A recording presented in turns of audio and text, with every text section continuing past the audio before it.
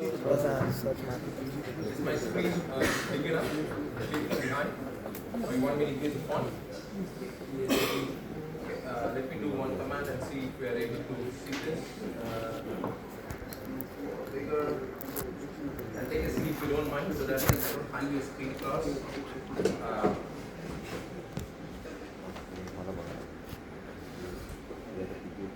the font clear enough, or you want me to make it bigger? Bigger? Is it okay? Alright. So let me go in. I'm going to start with a little thing. So assume that I have a list of files, CSV, Parquet, Imagine, whatever files we have on S3. Okay. I'm going to show you a typical nightmare if we want to take this data inside Postgres or any kind of database that you want to have. Okay. So so what basically happens is that, for example, let me see what this data is like. I'm going to read this data. I just downloaded this little file for convenience. And if you see this file, so it has like 1, 2, 3, 4, like around like close to 10 columns or something like that. So when I have to get this data inside, so there are approximately 10 steps that we do. First, obviously download the data, that's what I did. Then see this file to see what columns you have.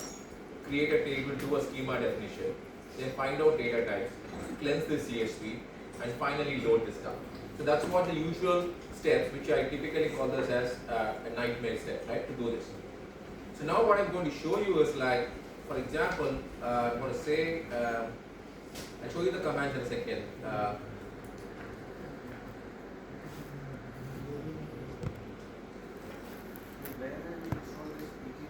Okay, this is running on the local Docker thing, so I'll show you the refers everything right now.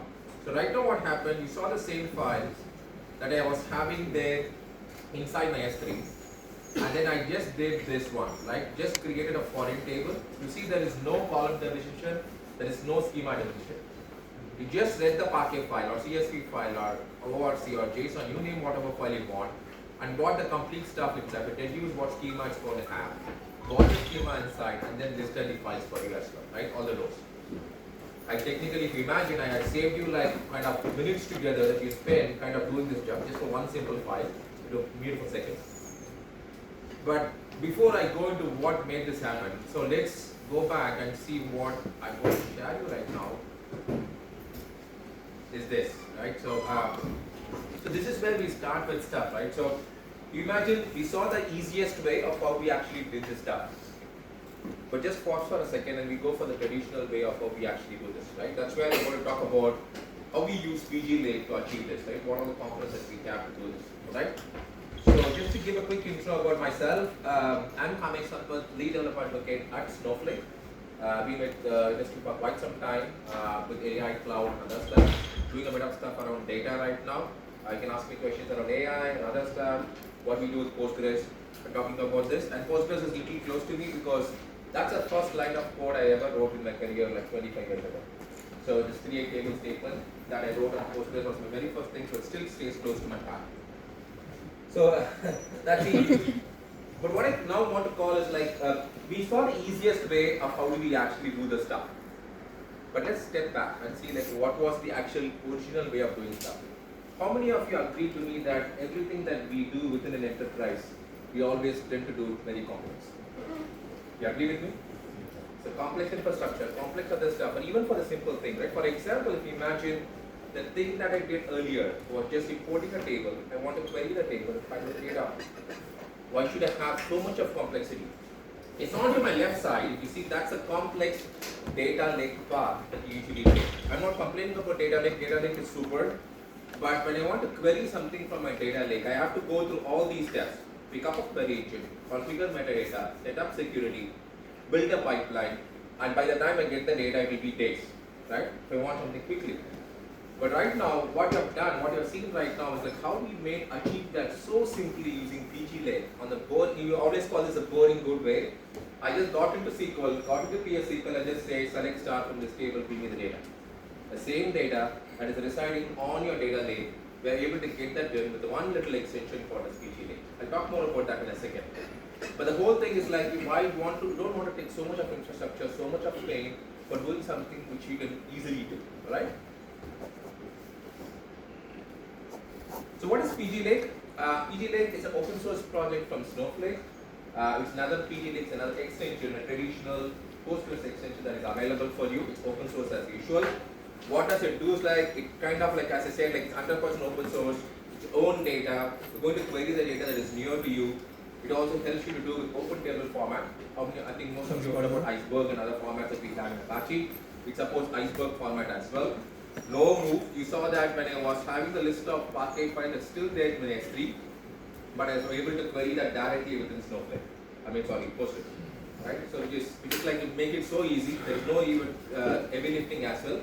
Lastly, with open table format, Iceberg support, we are also bringing the universal compatibility, which means that the same query, the same data that resides within Postgres, I can use any other query engine to kind of go query the data connected to Postgres from Iceberg format.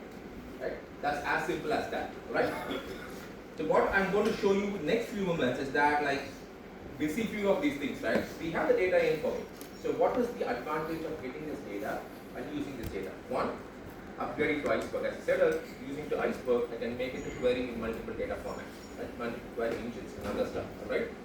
Then you'll see ACID transactions, where you'll delete some rows that is there in my table and see how we can recover that. PgLake right now doesn't support the complete time travel thing. We're just still implementing that stuff. Watch out for the open source project. That's where I'm going to do time travel.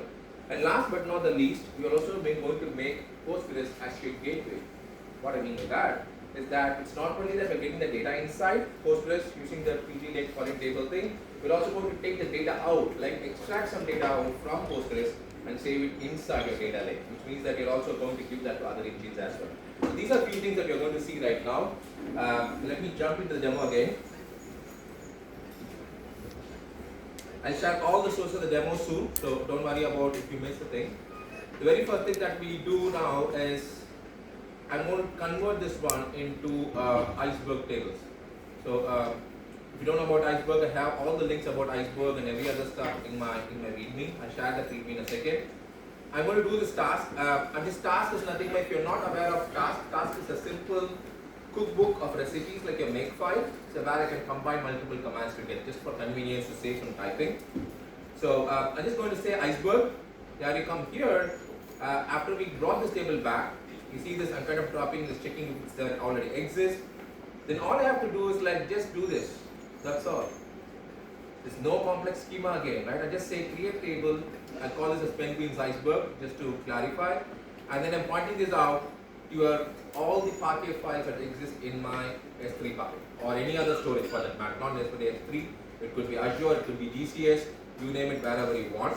And then I kind of loaded the data and it's kind of loaded when 333 rows form, alright? And now I'm querying the table directly within Snowflake and you should, Postgres again, I'm sorry for mixing the words. And then you see that I kind of also have catalog and other metadata also available. What are these metadata about? Okay, that's what next thing I'm going to do. I'm going to say task Iceberg list snapshots, right? Every commit to the data that Iceberg does, there is a snapshot getting created. That's one of the primary things how we can go back in time. For example, right now I just created the very first row, loaded all these things. That's the first snapshot. It gives you an ID and it gives you a time when this snapshot was created. Alright? So snapshot is very essential when you want to go back in time or query something very specifically. So one of the things that Iceberg gives you is that when I kind of query this data out,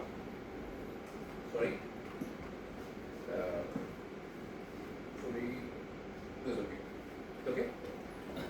So one of the things that Iceberg does is like with snapshots, for example, when I want to change columns or add columns to a particular data type or schema or something, usually there's a long process for that, right? You have to take the backup of the data, move the data out, add another column, bring the data back in and fill all of the columns null and everything, right? Apache Iceberg solves the problem using column adaptation, which means that it's called a schema evolution, where I can automatically add columns. So every time I do that, there's one snapshot ID that gets created on every commit of your schema change or anything, which means that some application can still use old schema, some application can still use new schema.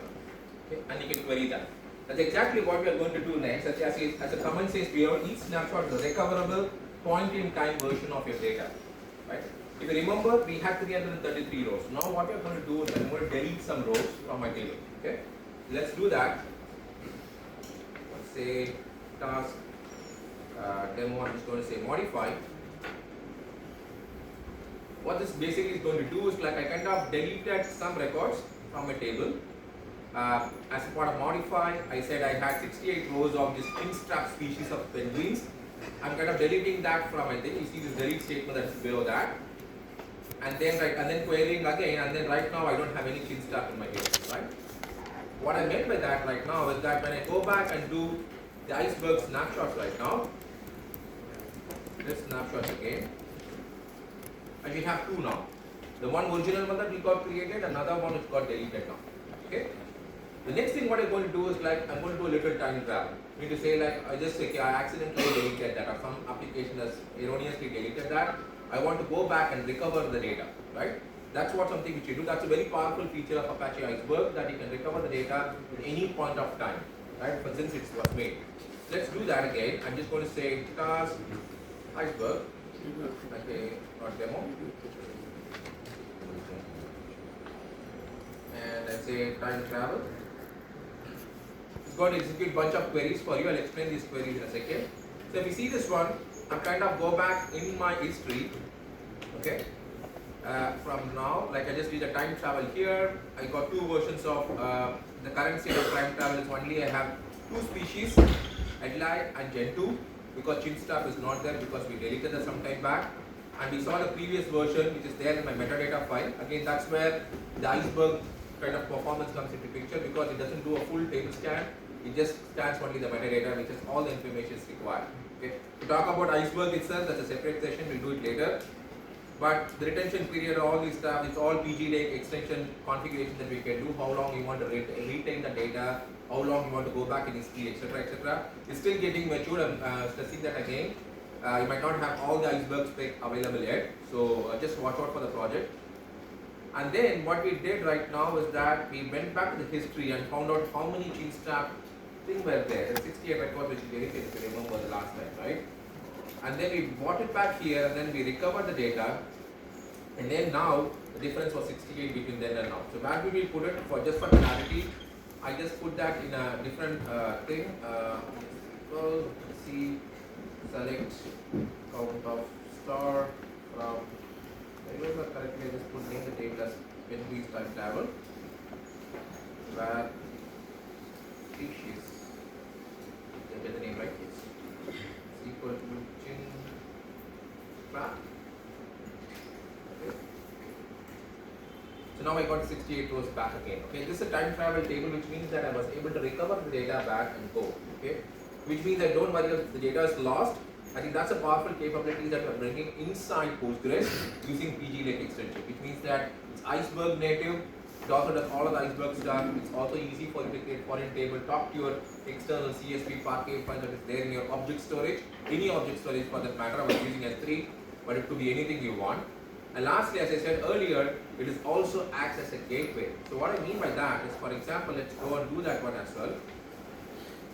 I'm going to say task demo and then say export. I'm going to export certain data about a particular species and then store it there, so that other applications that might need the data can query the object storage and get the data again. And you're going to put it back to the gateway again, the data lake. I'm just going to say export. If you see here, again, it's another command that is added to your thing. So we're saying how many species we have idling thing, which I'm going to do this. We're going to do select star from this particular species.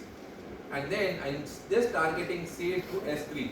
That's it. So it could be anything, end of the day, right? Then I'm going to store this as this particular Parquet file inside my S3 storage. I think this is again happening transparently for you, because you don't need to connect, bring the data out. You don't need to have multiple consoles. We're using the same vanilla SQL syntax that I used to do in Postgres. We're using the same stuff to do this stuff. You don't need to do anything extra. You don't need to learn anything extra. Couple of more SQL commands that you're going to do here. Alright? And then let's go and verify if it is there. I'm just going to, if you remember, I just did this task S3 list.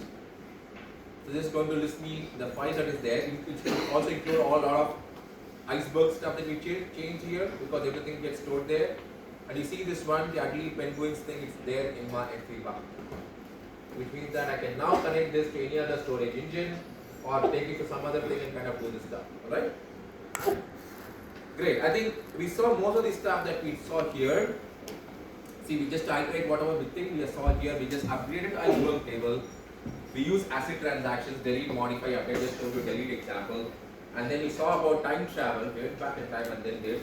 And the last time I did not show you something which is there. It's like you can also go back and do joins between your lake files and then your Postgres tables as well. I think I did not show that to you now, but that could also be done, which I can do joins and transactions and everything between Postgres and your data lake. Everything happened within one little extension called as PgLake, which does all these heavy lifting. And this is still maturing, ladies and gentlemen, that you can also go back and check out the project. I'll share those repositories for you in a second, so where you can go find out this stuff. In that case, like what happened to this, why this evolution happened in Snowflake, I just want to share this little thing. In Snowflake, if you remember that we acquired this company called as Crunchy Data a year ago, and then that has got merged into this. All this PgLake thing was coming from Crunchy Data, where they were starting to develop this whole extensions and other stuff, which are kind of technically bringing into Snowflake as well. Watch out for Snowflake Postgres space, where you'll also see more things that is coming inside, where your analytical features are also going to be there. The OLAP and OLTP bridge is going to be crunched now. I think if you say the Crunchy Data way, we're going to crunch this out. It's super easy for you to get this one. I'll show you those spaces as well. But before that, if you want to try all these demo for yourself, and this is the scan this QR code where I have the demo repo, and all you have to do is like just hit close the repo, do the task setup all, which basically builds a Docker image for PgLake extensions locally, and then start Postgres for you. And then just done demo all, which will show you all the commands that I ran. You can also run all individual demo commands like how I did. It's completely documented on the README of the repository. And if you like that, just give a like for the demo. You can do everything, and if you want to check with me again, you can just connect me on LinkedIn, GitHub, anywhere. I'm also outside for a few more hours. You can just ask any questions that you might have. Before I sign up, I just also want to say something where you can also find this repository. So the PgLake repository is right there on GitHub. If you go to Snowflake Labs, let me see if I can take this down and zoom it properly. It's GitHub Snowflake Labs PgLake. This is where you find it out. The demo repo also has a link for it. You can go there. If you want to try Snowflake Postgres, I'll tell you it's very easy. For example, let me blow this up a little. This is my Snowflake console. So you can go to Postgres and then click on Postgres here. Sorry, I'm hiding this side. And then it gives you an option to create a Postgres instance directly inside the cloud. What you can also do is, like, let me go here, let me sit down so that I don't hide. So, and then all you have to do is, like, I need to change my role. I need to be an account admin to basically create this. I can click on create, give a name to an instance. You can go from one core 4 GB memory to 96 core 384 GB memory for Postgres. I don't think so you need so much for Postgres, but you can go up to that, and also any number of storage you can go up to. This is the maximum limit for storage as well, 65,000 GB. And you also have 16, 17 and 18 being supported, because that's a time where you can also get PgLake extensions working for you. And you can also have network security already, and you can also turn on replication with high availability here as well. So all these things come out of the box just by doing this one. The another important thing about Postgres, Snowflake Postgres, is that it's standard open source work packaged inside after Crunchy Data thing. So we also have the common extensions. For example, I was talking about PgVector, PgTRM, and all these things are already loaded for you. You just need to say just create an extension and do this. PgLake is also going to get in there, which means that all your lake capabilities is also going to come there, where you're also going to bridge, as I said, bridging the gap between OLTP and OLAP. Okay. How do I get to this? Very simple. Just go to signup.snowflake.com. It's 30 days, you get $400 credits, no credit card required. Sign up there. The moment you sign up there, you'll see the Postgres thing right is here, like this is for here. On the left side, if you go on navigation, you can manage Postgres here. Go to sign up there and then sign this up. Okay. I think that's all I have. I will leave with the link here. And still, if people want to grab, or if there are any questions, I can take any questions. Or you can also catch me outside for any other questions.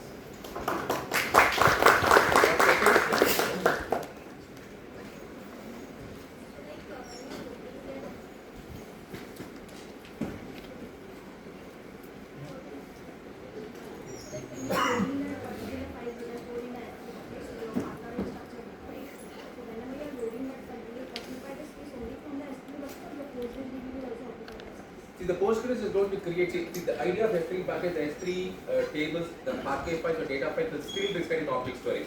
That's the Iceberg format specification. It will not bring anything inside your database, right? The database create table or create schema is just going to occupy whatever the little space that is required to create the table and other stuff. It's not going to bring entire data inside and store that within your Postgres.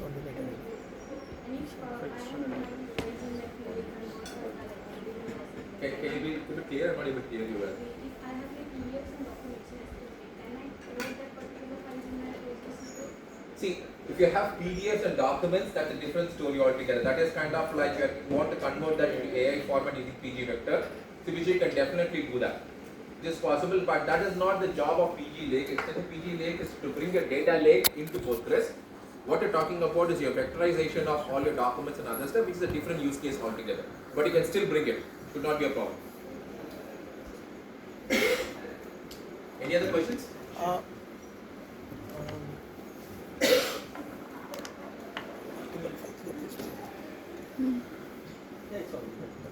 So thank you for showing. I think it's a product data vector, the FDW. Okay, so I have a question. Like for the CSV and the S3, like if we do some kind of select, okay. So like, are you going to fetch all of the data and then like like find from each of the rows, or is like for the Snowflake you can send a query from Postgres, but for the dump data like CSV or the S3, how are you going to like handle that? Basically, I think the whole backing behind this is done using Apache Iceberg spec, open table format. Okay. What basically will happen? I'm using a local simulator for S3. So if you see this one, there's a PG Lake thing, the repository that's being created here. So this is how it actually will happen as well. So any table, there's Postgres thing, and then there's a public your namespace, and then Penguin Iceberg. If you remember, that's a table which we created. And this is the manifest of all these things. There is two folders which usually get created. Like this is what I can answer to your question. Your data doesn't come here. The metadata file serves as your source of truth. Meaning to say, with Iceberg specification, the data doesn't go into the actual data.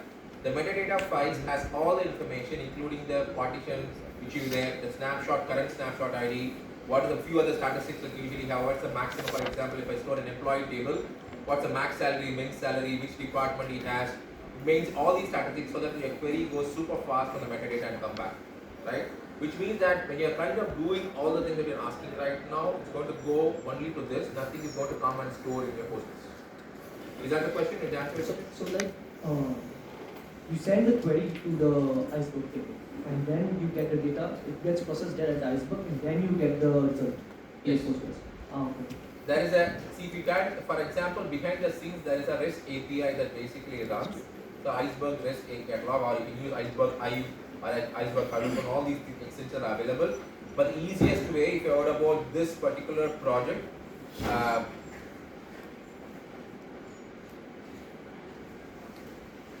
so we have, I think Snowflake also contributed this to open source, which is now incubating in Apache. Apache Polaris is a REST API, REST catalog for your Iceberg extensions, which means an Iceberg table on a format specification. So all the things that PG Lake right now does, the Iceberg spec is there, it's going, the API spec is there, it's going to ask the API spec how to implement it, and that's just getting implemented. Just like an old world, I think, to be honest with you, the data world is catching up with the app world pretty later, right, using API based kind of thing. I think Apache Polaris is one implementation using REST catalog. The same all queries and everything will go to Iceberg on REST catalog, nothing gets stored on your thing. That's the reason when you saw the create table command on Postgres, it was empty. There was no columns, nothing there. Right? It was just a marker thing that resides there. And whenever the query comes, there's an underlying layer which basically does. Right now, what we have in PG Lake, we use DuckDB under the name, which means the DuckDB Iceberg extension is getting used, which uses the implementation of all the Iceberg specs. So it's again a REST API call to go there and then do this. Alright? So I think one question. Yeah, so is it different than the materialized view which we use in means PG Lake versus materialized view, if you see? Because you are saying that API has been used behind it, right? But I think I can call this pretty much closer, but actually I don't do an apple-to-apple comparison because those use cases are too different for today. okay. So in this case, it's just a kind of like, as I said earlier, your PG Lake is a gateway to the data that is residing outside of Postgres. That's the only thing you have to keep simply in mind, right? And now on top of this, you can create materialized view, normal views, any views you want to extract the data. But it's just a connection that is happening, so that like you don't need to bring the data. Traditionally, as I said earlier when you started it, you have to copy, download, cleanse, do all of that stuff before you actually load the data. And the CSV has to reside beside the thing, right? Before you load the data. You don't need to do that anymore. Just point it to the storage, everything comes inside. Okay. Can you take questions? Yeah, any other questions if you have? Probably I'm outside. Happy to answer those questions. Sorry about that. And thank you so much for PgMumbai for having me in and lovely talking to you. Good Okay, session. if you all probably I just take a quick snap just for my own class. First time here. We are in the center. Okay. Thank you so much. Thanks all. Thank you. Great post करेंगे. All are looking forward to, and even I had to do it. So thanks for doing that. Obviously, you can pick me on LinkedIn, LinkedIn. anywhere, Twitter, Great post. wherever you see me. Like happy to answer those questions. Thanks. We'll request Himanshu to felicitate our. Himanshu from KTN. Thank you.